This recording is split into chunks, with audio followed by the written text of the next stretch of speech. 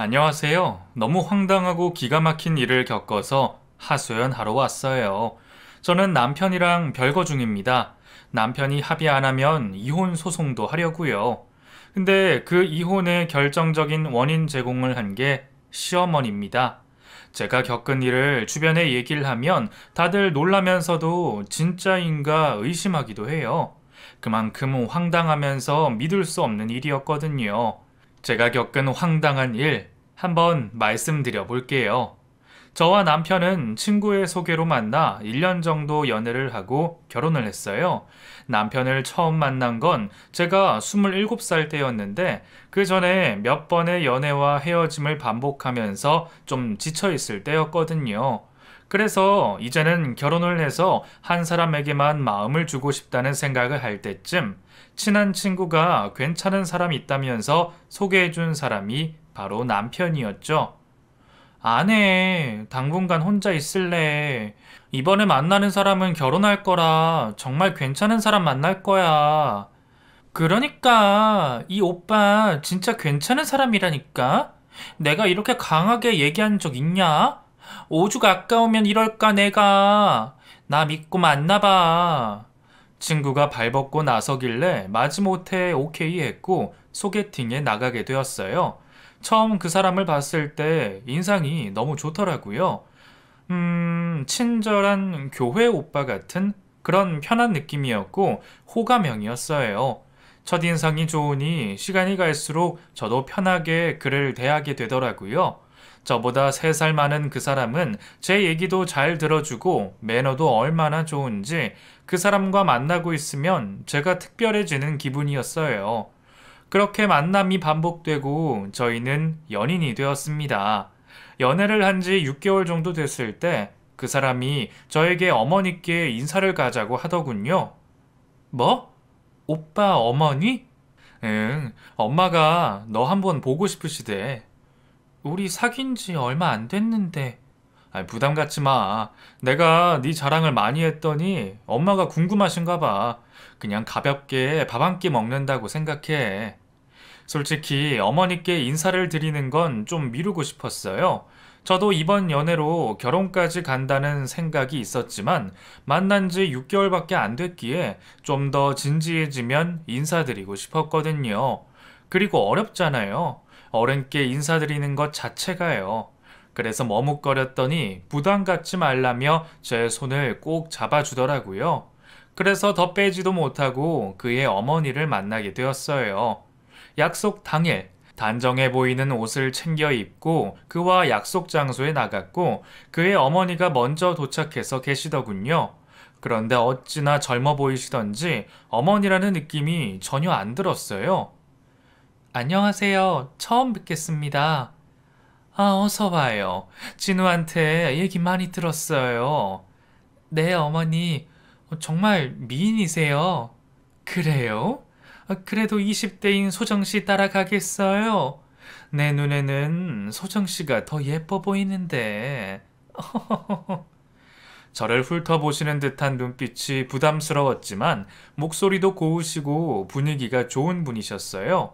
식사를 하며 이런저런 질문을 하셨고 얘기를 나누는 동안 시선은 거의 그 사람에게 가 있으셔서 어느 정도 시간이 지나니 긴장이 풀리더군요. 음식을 먹는 동안 어머니는 반찬을 이것저것 그 사람 숟가락에 올려주셨어요. 마치 어린 아들에게 하는 듯한 모습에 의아한 생각이 들더군요. 엄마, 제가 먹을게요. 엄마도 어서 드세요. 내가 소정씨도 있는데 버릇처럼. 미안해요. 내가 좀 유별나 보이죠? 진우 아빠가 일찍 세상 뜨고 내가 집안을 책임지느라 어릴 때 진우 많이 못 챙겨줬어요. 그때 일이 마음에 걸려서 버릇처럼 이래요. 불편하게 생각하지 않았으면 좋겠어요. 어머님은 과거 이야기를 하시며 눈시울이 붉어지시더군요. 저보다 한참 나이가 많은 어른과 식사하는 자리가 어려웠지만 그 모습을 보고 있으니 같은 여자로서 혼자 살아오신 삶이 안타깝더군요. 그런 감정이 들어서인지 그날 식사를 하면서 어머님과 더 가까워진 느낌이 들었어요. 그렇게 분위기는 무르익었고 식사를 마친 저희는 식당을 나와서 인사를 나눴어요. 엄마, 소정이 데려다 주고 갈게요. 아, 그럴래? 어쩌지? 오늘 내가 차를 안 가져왔는데. 차 안 타고 오셨어요? 어, 나오는데 차가 시동이 안 걸리더라고. 아, 뭐가 문제인지. 급해서 택시 타고 왔지. 그러셨구나. 오빠, 나 혼자 가도 돼. 어머니랑 같이 들어가. 소정씨, 그래도 될까? 그 사람과 그 자리에서 헤어지는 건 아쉬웠지만 그렇다고 어머니를 혼자 보내고 저희만 둘이 가는 건 또 아닌 것 같아 두 사람 같이 가시라고 했어요. 오빠는 난감한 표정을 지었지만 어머님은 선뜻 그렇게 해도 되겠냐고 물어보시더라고요. 이미 식사를 하며 연민을 느낀 저는 순순히 그렇게 하시라고 했고 제 대답에 어머님은 환하게 웃으시더군요. 그때 뭔가 이상하다는 생각을 했었어야 했는데 27살이 돼도 순진했던 저는 아무런 의심 없이 같이 환하게 웃어드렸어요. 하긴 그때 뭘 의심할 수 있었겠어요?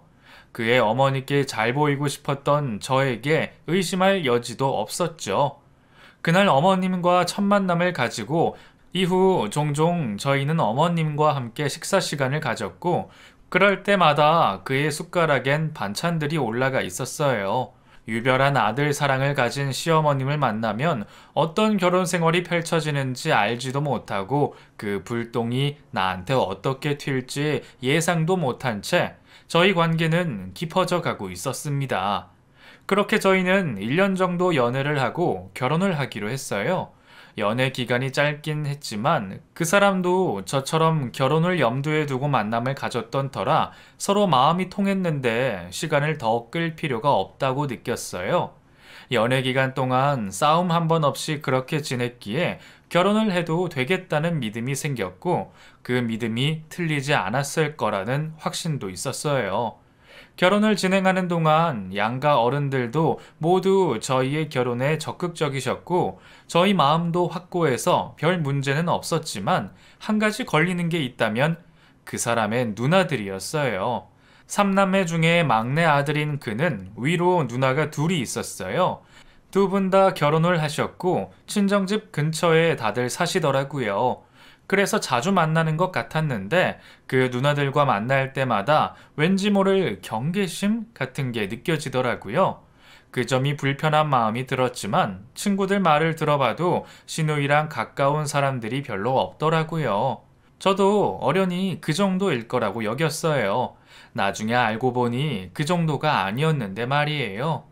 주위의 많은 사람들의 축하 속에 저희의 결혼식이 치러졌고 그날만큼은 저도 완벽하게 행복한 새 신부였어요. 앞으로 펼쳐질 것들은 전혀 예상하지 못한 채 제 얼굴엔 미소만 가득했죠. 본격적인 문제들은 신혼여행에서 돌아온 날부터 시작이 됐습니다. 친정에 먼저 가서 하룻밤을 보내고 시댁으로 갔어요.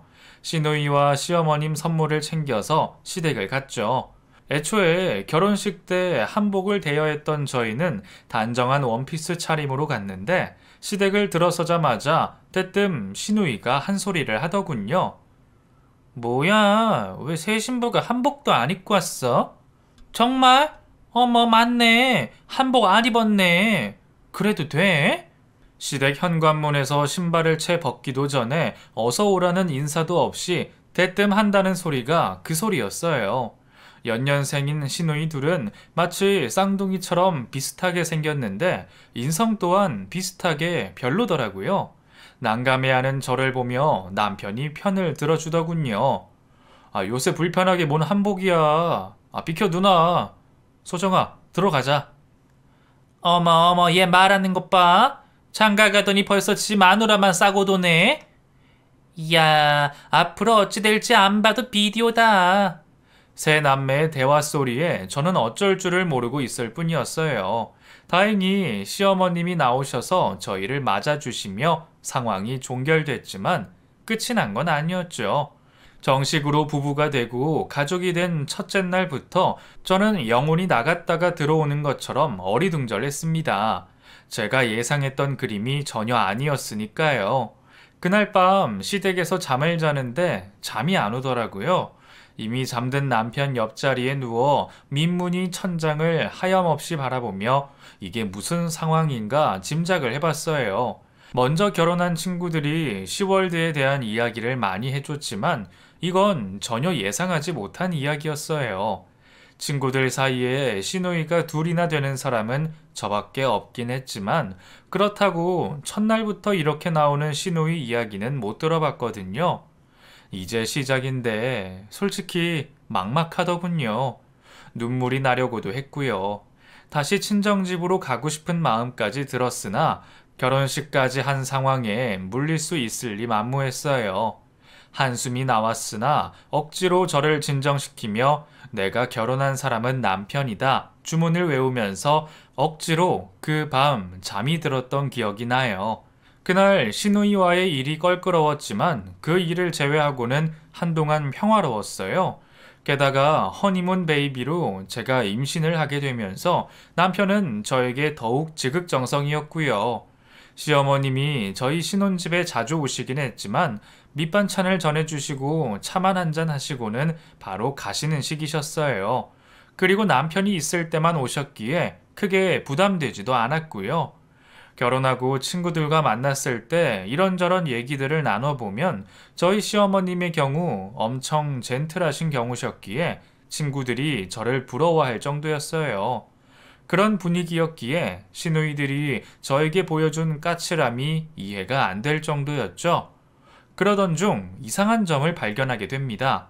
남편이 일 때문에 저녁도 먹고 들어오는 경우가 많았는데 저는 정말 일 때문에 그런 줄 알았거든요. 그런데 알고 보니 저에게는 일 때문에 늦는다고 하고선 시댁에서 시어머님과 저녁을 먹고 오는 거였어요. 정말 이상하죠? 저도 우연히 알게 됐는데 어이가 없더라고요. 제가 임신 중기쯤 됐을 때 일을 그만뒀거든요. 그래서 하루 종일 집에 있으면서 퇴근하는 남편만 목이 빠져라 기다리고 있는데 저와 저녁을 안 먹고 시어머님과 먹고 오다뇨. 그리고 왜 저에게 그걸 숨기느냐 말이에요. 왜 나한테 거짓말했어? 그럼 여태 일주일에 3-4번씩 시댁 가서 저녁 먹고 온 거야? 네가 신경 쓸까봐 그랬지. 엄마가 나 결혼하고 허전하신지 우울증이 오신 것 같다고 하길래. 아무리 그래도 그렇지. 그럼 나랑 같이 찾아뵈도 되는 거잖아. 네가 불편할까봐 그랬어. 화내지 마. 응? 남편은 실랭이 하는 걸 극도로 싫어했어요. 그래서 웬만하면 대화로 풀거나 참고 넘어가는 주의였는데 연애 때는 그게 배려심이 많은 걸로 느껴졌거든요. 그런데 결혼을 했더니 이게 웬걸요. 저와의 사이에도 그런 식이었어요. 저는 둘 사이에 문제가 생기면 해결책을 마련하고 대화를 끝내야 한다고 생각하거든요. 그렇잖아요. 따로 살던 사람 둘이 가정을 이루고 평생을 살아가야 하는데 서로 맞추고 조율을 해서 새로운 규칙을 만들어야 하는 거잖아요. 그런데 남편은 그 실갱이가 싫어서 대책을 세우기는커녕 대화를 하다가 흐지부지하게 되는 거죠. 제가 얼마나 답답했겠어요. 어쨌거나 그날 이후 저 몰래 시댁에 가는 일은 없어졌지만 대신 시어머님이 자주 저희 집을 방문하시게 됐었어요. 네가 진우 우리 집에 오는 거 안 좋아한다고 했다면서? 나는 진우 보고 싶은데 마음대로 안 되니 내가 올 수밖에 더 있겠니? 이렇게 말씀하시면서요. 시어머님이 저에게 그렇게 얘기를 하셨을 때 제가 얼마나 황당했겠어요. 이 집 사람들 대체 뭐지? 이런 생각이 들었다니까요. 충분히 제가 남편에게 이건 아니라고 할 수 있는 사안이라고 생각했는데 시어머님은 저를 유별한 사람으로 만드시더라고요. 대놓고 말씀하시는데 저는 또 뭐라 하지도 못하고 얼굴만 붉히고 있었어요. 그때가 시작이었습니다. 앞서 얘기한 것처럼 시어머님은 나이보다 많이 젊어 보이세요. 운동도 꾸준히 하셔서 몸매도 좋으시고 머리 스타일도 긴 웨이브를 주로 하시고요. 옷차림도 원피스나 스커트 차림을 선호하셔서 뒷모습만 보면 20대로 보일 정도였죠. 임신을 하기 전에는 별로 의식이 되지 않았는데 임신 후 중기가 지나니 점점 저의 겉모습이 변하기 시작했어요. 몸무게가 10kg 가까이 불어서 인부복만 입어야 했고 그 인부복 스타일 다들 아시죠? 펑퍼짐하고 도통 유아틱해 보이는 옷들이 많은 거. 요즘은 인부복도 예쁘게 많이 나오던데 제가 임신했을 땐 주로 그런 옷들이 많았어요. 아이가 뱃속에서 하루하루 크는 모습은 너무나 사랑스러웠지만 거울로 보이는 저의 모습은 그리 반갑지만 않았어요. 그런 와중에 일주일에 3-4번은 오셔서 저녁을 드시고 가시는 시어머님은 나이가 저보다 훨씬 많으신데도 어찌나 화려하게 가꾸고 다니시는지 제가 다 주눅이 들 정도였어요. 그날은 또 남편의 생일을 맞아 시누이들도 저희 집으로 와서 다 같이 저녁을 먹는다더라고요. 임신한 저를 위해 자기들이 요리를 다 하겠다고 해서 저희는 장을 봐놓기로 했죠. 그때 제가 몸이 무거우니 시어머님이 같이 가시겠다고 따라 나섰어요. 마트에 도착해 장을 보는데 걸음이 느린 저는 천천히 오라며 남편과 시어머님이 앞서 카트를 밀러 가는데 문득 그 둘의 모습이 얼마나 가까워 보이던지 남편의 팔짱을 꼭 끼고 붙어선 시어머님의 뒷모습은 누가 봐도 엄마와 아들이 아니었어요. 둘이 또 뭐가 그리 재미있는지 쇼핑하는 내내 하하호호 웃음이 떠나질 않더라고요. 뒤따라가는 제가 얼마나 속상했겠어요.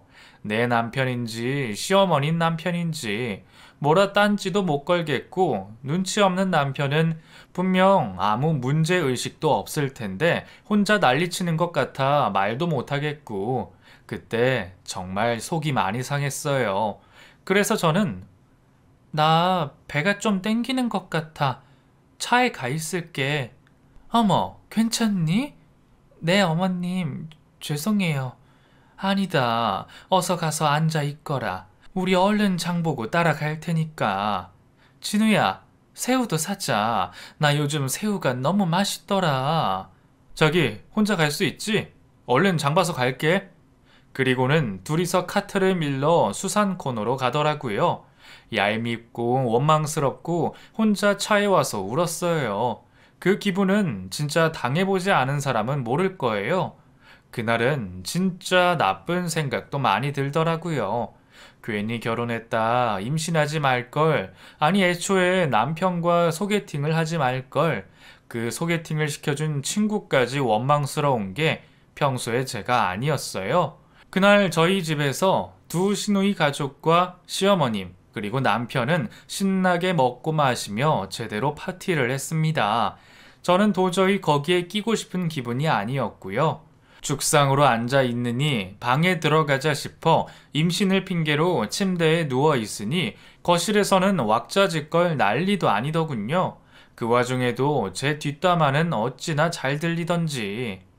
올케 배 많이 땡긴데? 아까 마트에서 좀 걸어서 그런가 불편한가 봐.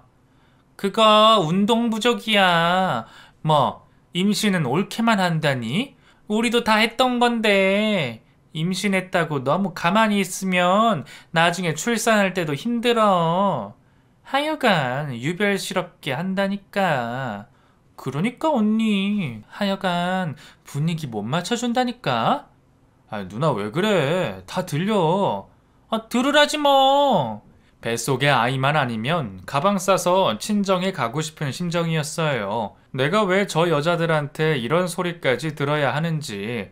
내가 말을 못해서 가만히 있는 건 아닌데 티를 안 낸다고 속이 안 상한 게 아닌데 왜 말을 그렇게 못되게 하는지 정말 시누이들이 이해가 되질 않았어요. 내가 빠진 내 남편의 생일 파티가 드디어 끝이 나고 다들 가고 나서 저는 남편에게 속상한 마음을 꺼냈어요. 그랬더니 누나들 말이 좀 세긴 하지만 뒤끝 있고 그런 사람들은 아니야. 그 원체 직설적인 사람들이라 필터 없이 말하긴 하는데 아기가 있어서 그런 거 아니니까 자기가 좀 이해해줘. 아니, 나 이해 못하겠어. 그렇게 씹고 싶으면 나 없는 데서 하던가. 거실이 무슨 방음장치가 있는 것도 아니고 안방이 있어도 말이 다 들리는 거 몰라? 난 분명히 나 들으라고 한 소리라 생각해. 아, 뭘 또 그렇게 말해. 아니야. 오늘 컨디션이 안 좋아서 당신 좀 예민한 것 같다. 어서 쉬자, 응? 속상한 마음에 눈물까지 흘리며 얘기하는데도 남편은 누나들 편을 들었어요. 제가 보이는 반응은 내 컨디션이 나빠서 예민하게 받아들인다고 여기면서요. 그때 남편이 너무 서운했어요. 맘 같아선 정말 친정으로 짐 싸서 가고 싶을 정도로요. 그리고 주에 4일은 저희 집에서 저녁을 드시는 시어머님도 불편했어요. 그래서 그 얘기도 했더니 우울증 있으신 엄마 그 정도도 못 받아주냐며 저에게 언성을 높이더라고요. 그래서 차라리 시댁에 가서 먹고 오라고 했어요. 내가 집에서 저녁을 먹든 말든 신경 쓰지 말고 시댁 가서 둘이서 알콩달콩 밥 차려 먹고 오라고 했죠. 그랬더니 화난 표정으로 입을 꾹 다물고는 밖에 나가더라고요. 그러곤 한참을 안 들어오는 걸 보고 혼자 얼마나 서글프던지 결혼이 이런 건 줄 진짜 몰랐어요. 나 스스로 이 고통 속에 걸어 들어온 것 같은 기분이 들어서 내 발등을 내가 찍었다는 생각밖에 안 들더라고요. 정말 뱃속의 아이만 아니었다면 그때 남편과 헤어졌을지도 몰라요. 그 후 시간이 흘러 뱃속의 아이는 건강하게 태어났어요. 아들이었는데 첫 아이라 그런지 저를 참 많이 닮아서 태어났어요. 친정 부모님은 어릴 때 제 모습 같다며 엄청 좋아하셨고 시누이 둘은 외탁했다며 아쉬워하더군요. 정말 숨기려고 하지도 않고 대놓고 말하길래 역시 사람 안 변한다 싶더군요. 시어머님도 아들을 예뻐라 해주셨지만 왠지 가식이 느껴진달까 저를 더 닮았다는 말을 자주 하셨어요. 의중에 그게 아쉬움을 뜻하는 것이 아니었을까 혼자 짐작을 해봅니다. 아들바라기 시어머님과 필터 없이 깐죽대는 시누이 둘. 사람이 변하면 죽을 때가 된다고 하던가요. 그래서인지 참 꾸준한 모습이었어요. 평소에는 그런 모습들을 한 귀로 듣고 한 귀로 흘리자 여겼었는데 저도 사람인지라 한계라는 게 있잖아요. 도저히 참을 수 없어서 남편한테 얘기를 하며 좋은 게 좋은 거라며 저더러 그냥 넘어가라고만 했어요. 사람이 참고 사는 게 얼마나 힘들고 에너지가 많이 생기는 일인지 정녕 모르는 건지 늘 참으라고만 했어요. 안 참으면 어떡할 건데? 기어이 남매지간에 연을 끊어놔야 마음 편하겠어? 라고 말하는 남편에게 제가 뭐라 하겠어요. 본인이 거리를 두고 싶지 않다면 제가 남편과 거리를 둬야죠. 제가 못 견디는 거니까 제가 수를 써야죠. 별 수가 있겠어요. 그렇게 5년을 아들만 바라보며 살았습니다. 아들이 아니었다면 진즉에 남편과 갈라섰을 거예요. 아들에게 부모님 중 한 사람과 떨어지는 고통을 주지 않기 위해 행복한 유년 시절을 만들어주기 위해 그렇게 저는 애를 썼어요. 남편이 그래도 아들은 끔찍하게 생각했거든요. 그런 남편을 알기에 같이 살 수 있었지 그것도 아니었으면 아마 더 일찍 헤어졌지 싶어요. 아들이 어렸을 때는 그래도 시댁에 자주 왕래를 하던 남편이 아들이 커갈수록 발걸음이 줄더군요. 아들이 3살쯤 되었을 때 제가 일을 다시 시작하게 되었거든요. 그러면서 아들을 케어하는 것을 반반 나누게 되었고 제가 직장 생활과 살림을 병행하는 게 마음 아프셨던 친정엄마가 저희 집을 자주 왕래하시게 됐었어요. 시어머님은 손톱 부러진다고 설거지도 식기세척기를 쓰셨던 분이기에 아들을 돌봐주는 일을 안 좋아하셨어요. 그러니 자연히 친정엄마가 자주 오셨고 시어머님은 저희 집에 발걸음 하시는 일이 점점 줄었어요. 장모님이 집에 와 계시니 남편도 시댁에서 저녁을 먹고 오는 일수를 줄이더라고요. 주말에는 아이를 데리고 여기저기 돌아다니고 주중에는 퇴근하고 아들과 놀아주고 그런 일상이 반복되자 시어머님이 많이 서운해하셨어요. 김서방도 애기 태어나면 달라질 거야. 그럼 지 자식이 더 중하지. 하루가 멀다 하고 시댁으로 발걸음하는 남편 때문에 고민이 많아서 친정 엄마께 하소연을 했을 때 엄마가 그렇게 얘기하시더라고요. 그 말이 진짜 맞아 들어갈 줄은 그땐 몰랐어요. 아이가 태어나도 점점 시댁과 멀어지는 걸 보면서 어쩌면 아들이 우리 관계를 극복할 열쇠가 되겠구나 그렇게 생각했죠. 그렇게 아들이 커가는 와중에도 시누이들은 마주쳤다 하면 필터 없이 말을 해댔고 참다 참다 더 이상 못 참고 저는 할 말을 하기 시작했어요. 그랬더니 저더러 위아래도 모른다며 하더군요. 자기들이 분리할 때마다 위아래는 얼마나 따지는지. 솔직히 윗물이 맑아야 아랫물도 맑은 것 아닌가요? 자기들 입장에서만 유리하게 말을 하니 상대를 하고 싶지가 않더라고요. 그러면서 점점 왕래가 줄었고 덕분에 저의 스트레스도 줄게 되었죠. 그렇게 맞춰가며 살고 있던 어느 날 첫째 시누이와 통화를 한 남편이 깜짝 놀랄 말을 전했어요. 뭐? 어머님이 치매라고? 오늘 검사를 했대. 지금 병원에서 나오는 길이라네. 이게 무슨 일이야? 시어머님이 건망증이 좀 있으셨는데 최근에 증상이 심해져서 치매 검사를 한 모양이었어요. 병원 검사 결과 치매가 맞고 지금은 초기에서 중기로 넘어가는 중간쯤이라며 약물 복용과 치료를 해야 한다고 하더군요. 한동안 아들을 케어한다고 시어머님께 등한시한 게 마음에 걸렸는데 전화를 받고 난 남편의 얼굴에 근심이 떠나지 않더군요. 저도 걱정이 안 되는 건 아니었으나 아주 심각해지기 전에 발견을 해서 다행이다 싶었어요. 그날부터 남편의 시댁 방문은 다시 시작됐고 저녁을 먹고 오거나 어머님과 같이 자고 오는 날이 늘기 시작했어요. 당분간 어머니랑 같이 있어 드리려고. 본인이 치매라는 걸 아셨는데 얼마나 상심이 크시겠어. 찬영이는 장모님께 좀 도와달라고 하고 그리 알고 있어. 알았지? 그래요. 어쩔 수 없지. 그렇게 남편의 두 집 살림이 다시 시작됐어요. 친정 어머니도 시어머님의 소식에 걱정이 들어지셨고요. 증상이 심해지면 안 될 텐데 혼자 지내기가 힘드시면 모셔야 될 거 아니야. 우리도 맞벌이하고 형님들도 다 맞벌이라 모시기가... 그때 되면 어찌 되겠죠. 편찮으신 어머님이 걱정이 되었지만 팍팍한 생활에 앞날이 막막하게 느껴졌어요. 부디 증상이 더 심해지지 않기를 바랄 수밖에 없었어요. 하지만 저희 바람과 달리 시어머님의 증상은 계속 심해졌고 급기야 시누이가 연락이 왔어요. 옳게 엄마 상태 안 좋으신 거 알지? 주중에는 사람 쓰고 주말에는 각자 돌아가면서 엄마 챙겨드려야 할 것 같아. 네, 그래야죠, 형님. 요새 세상 좋아. 옛날 같았으면 올케가 엄마 모셔야 할 건데. 안 그래? 형님. 알았어, 알았어.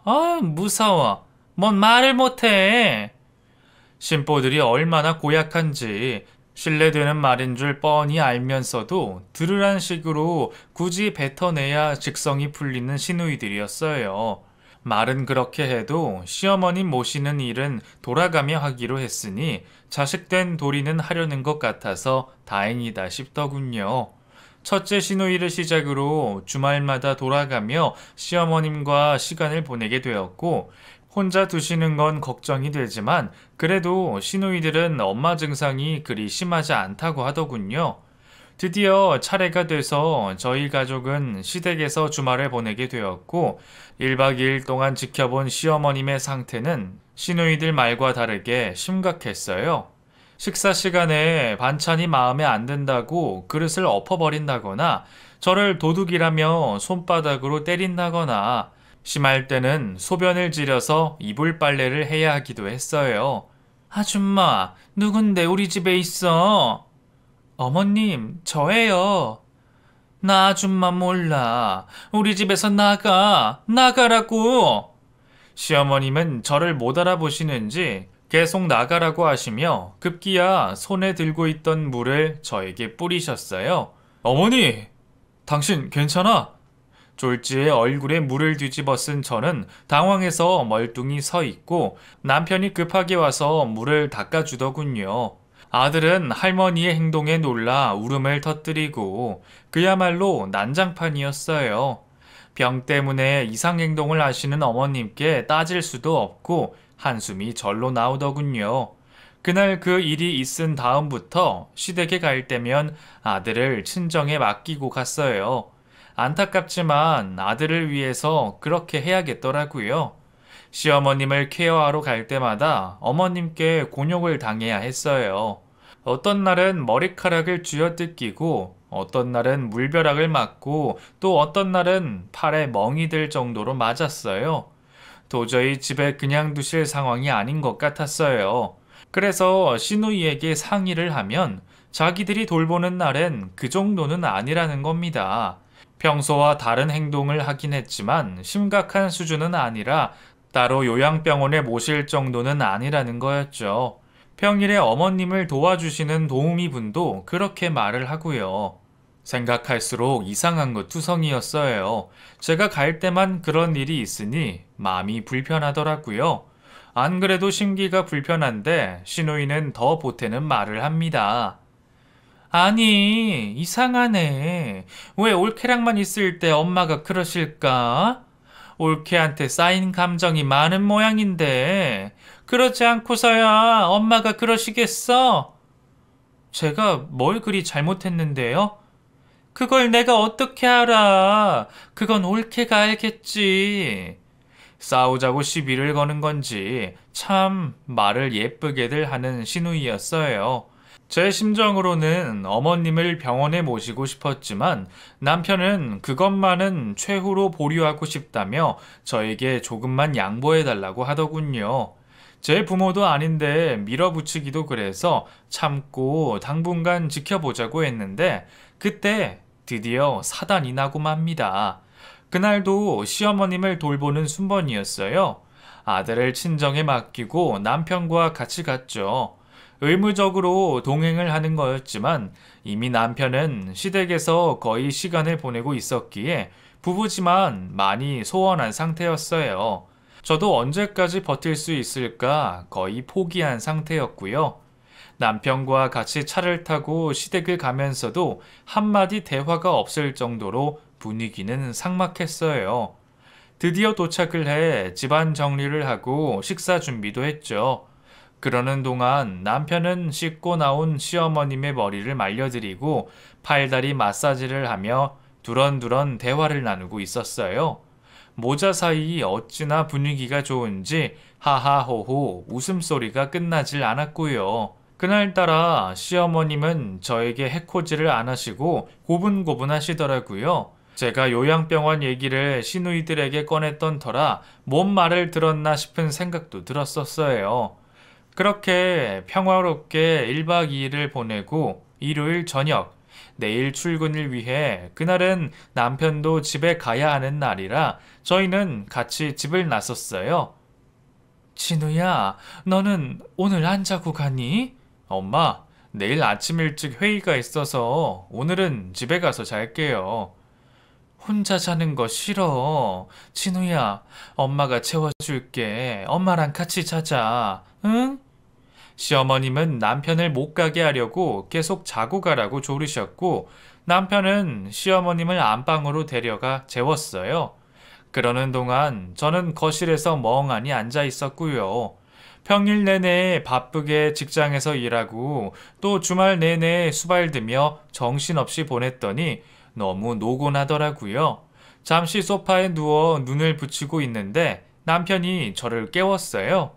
시어머님을 재우고 거실로 나온 것 같더라고요.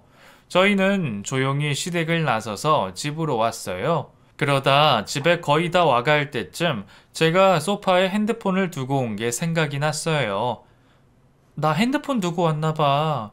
다시 갔다가 올게. 내가 갈까? 아니야. 당신 올라가서 씻고 쉬고 있어. 금방 갔다 올게. 시댁과 저희 집은 10분 거리에 있었기에 남편을 내려주고 저 혼자 시댁으로 차를 돌렸어요. 평소 같으면 남편이 갈 텐데 그날따라 자기도 피곤한지 집으로 올라가더라고요. 저도 피곤했지만 소파에서 잠시 눈을 붙여서 그런지 정신이 조금 들었었어요. 빨리 집에 가서 씻고 싶은 마음에 속도를 내서 시댁으로 갔습니다. 잠든 시어머님이 혹시나 깰까봐 저는 아주 조용히 시댁으로 들어갔어요. 그리고 거실로 가려는데 분명 꺼놨던 작은 방 불이 켜져 있는 게 문틈으로 보이더군요. 이상하다. 아까 내가 다 확인했는데. 어머님이 깨셨나 생각하며 작은 방 앞으로 갔더니 방문이 살짝 열려 있더라고요. 그 사이로 얼핏 시어머님이 보였고 문을 살짝 여는 순간 어머님의 목소리가 귀에 꽂혔어요. 문소정, 이제 그만 내 아들한테서 떨어져! 죽어! 죽어! 생각지도 못한 내 이름이 들렸어요. 그리고 생각지도 못한 낯선 풍경이 눈에 들어왔죠. 작은 방에 어느 날부터 생긴 장롱이 있었는데 뭘 보관하시는지 시어머님이 잠궈두셨거든요.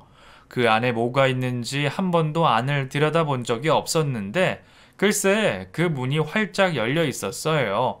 계속 장롱이라고 생각했었는데 그게 아니었더라고요. 장롱처럼 생긴 그 안에는 무슨 제단같이 생겼고 불상이 있었어요. 그리고 촛불이 켜져 있었고 새하얀 소복을 입은 시어머님, 그 앞에서 절을 하며 그 말을 하시더군요. 제 눈으로 보고 있지만 믿기지 않는 상황에 입을 틀어막고 지켜보고 있었어요. 계속 제 이름을 외우시며 죽으라고 하시고 차마 입에 담을 수 없는 상서로운 주문들을 마구 늘어놓더니 그 앞에 놓여있던 지프로 된 사람 인형에 바늘을 꽂기 시작하셨어요. 21세기에 과연 볼 수 있는 장면인가 싶은 생각에 정신이 혼미해지더군요. 그리고 그 지프로 된 여자 인형이 누굴 가리키는지 알려주지 않아도 알 수 있었죠. 어머님, 대체 뭐 하시는 거예요? 저는 어머님을 불렀어요. 아니, 그 여자를 불렀어요. 제 목소리에 멈칫한 여자는 저를 획 돌아보더군요. 두 눈을 부릅뜨고 저를 보는데 눈이 충혈되어 있었고 저를 향해 쇠된 목소리로 말하더군요. 네가 왜 여기 있냐? 노려보는 눈빛이 너무 무서워 온몸에 소름이 돋았어요. 순간 정신 차려야 한다는 생각이 강하게 들었죠. 어머님, 이 밤에 안 주무시고 지금 뭐 하시는 거예요? 네가 이걸 보고 있으면 안 되는데 왜 다시 온 거야? 왜? 내가 치매 걸린 게 맞나 아닌가 보려고 온 거야? 무슨 말씀이세요, 어머님? 그 여자 손에서 바늘이 꽂힌 인형이 툭 떨어졌어요. 그걸 보는 게 뒷덜미가 서늘하더군요. 앞만 봐도 제정신이 아닌 것 같았어요. 네가 나타나기 전까지 우리 아들이 얼마나 내 말을 잘 들었는지 알아? 너랑 만나면서 내 아들이 변했어. 나밖에 없던 내 아들이 나를 멀리 했다고. 모두 네 탓이야. 내가 오죽하면 치매까지 걸렸다고 했을까? 어? 역시 치매에 걸린 것처럼 연기를 했던 거더군요. 자기 손자까지 낳고 사는 나한테 대체 왜 이러는지 이해가 안 됐어요. 그 여자는 마치 제 목을 조를 것처럼 저에게 다가왔어요. 저는 뒷걸음을 치다가 소파에 주저앉았고 손에 핸드폰이 닿이더군요. 핸드폰을 들자마자 그 여자를 밀치고는 그 집을 뛰쳐나왔어요. 눈물이 흘렀어요. 소복 차림의 그 여자가 쫓아오는 것 같아서 죽을 힘을 다해 제 차로 뛰어갔어요. 그리고 바로 시동을 걸어 출발했습니다. 여보, 찬영이 아빠, 어떡해? 나 어떡해? 왜 그래? 무슨 일이야? 남편에게 바로 전화를 걸었어요. 울면서 횡설수설하는 저를 보며 남편은 당황해서 무슨 일이냐고 재차 묻더군요. 운전을 어떻게 했는지도 모르고 남편과 만났어요. 시댁에서 본 걸 그대로 얘기를 했고 남편은 당연히 믿지 않더군요. 그 길로 시댁으로 향한 남편. 저는 다시 그곳에 갈 엄두도 못 내고 집에 들어와 이불을 뒤집어 쓰고 있었습니다. 한참 뒤에 온 남편은 저더러 꿈꿨냐고 하더군요. 당신이 말한 거 아무것도 없었어. 어머님은 주무시고 계시고, 당신 운전하면서 존 거 아니야? 아니야, 내가 분명히 봤어. 아무것도 없던데 뭐가 있다는 거야. 남편은 내 말을 믿지 않았어요. 저도 제가 본 게 믿기지가 않는데 남편이 믿을 리가 만무했죠. 다음 날 날이 밝자 회사에 연차를 내고 남편과 같이 시댁으로 향했습니다. 그리고 작은 방으로 그대로 들어가 장롱에 걸린 자물쇠를 부쉈어요. 시어머님은 뒤에서 영문을 모르는 표정으로 쳐다보셨고 그 밤 저를 노려보던 모습은 어디에도 없었어요. 드디어 증거가 될 장롱이 열리고 그 속엔 제가 본 재단이 아니라 이불이 들어있더군요. 남편은 어이없다는 표정으로 저를 쳐다봤고 시어머님은 의기양양하게 저를 쳐다봤어요. 순간 내가 당했구나 싶었어요. 그리고 그때 깨달았어요.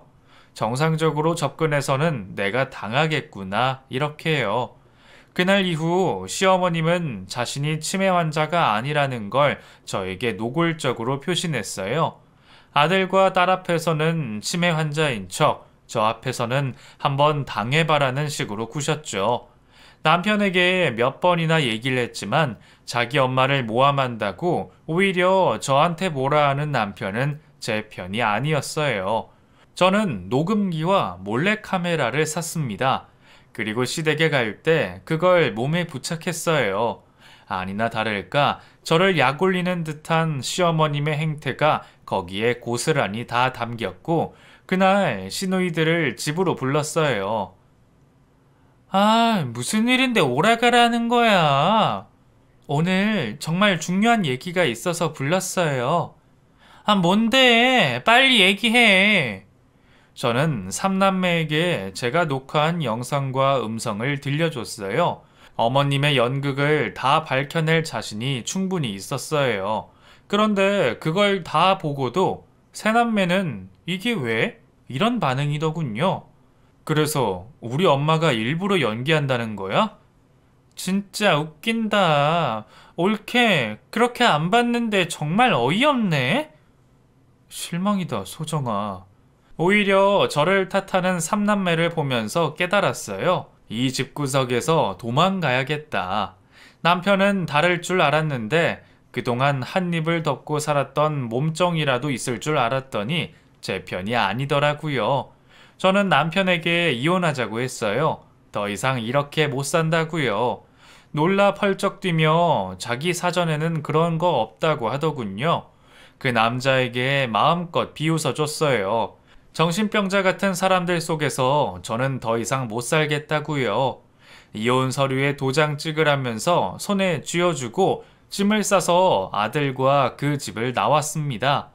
이 남자 끈질기게 도장을 안 찍어서 아직 별거 중이지만 계속 모른 채 하면 이혼 소송을 걸려고요. 부부 사이에 신뢰라는 거 정말 중요한 일이지 않나요? 저는 6년이라는 결혼 생활을 하면서 최선을 다했어요. 시어머님과 남편을 경쟁하는 기분이 들어도 꾹 참고 결혼 생활을 유지했다고요. 그런데도 보람도 없이 남편은 저를 믿어주지도 위로해주지도 않았어요. 이런 남자랑 어떻게 살 수 있겠어요? 아니, 이런 시어머님과 한 가족으로 어떻게 살겠어요? 지금이라도 이런 결심을 한 게 다행이라고 여기고 있어요. 아들에게는 미안하지만 이게 더 나은 환경이라고 믿어 의심치 않습니다. 두서없이 적었네요. 긴 글 읽어주셔서 감사합니다.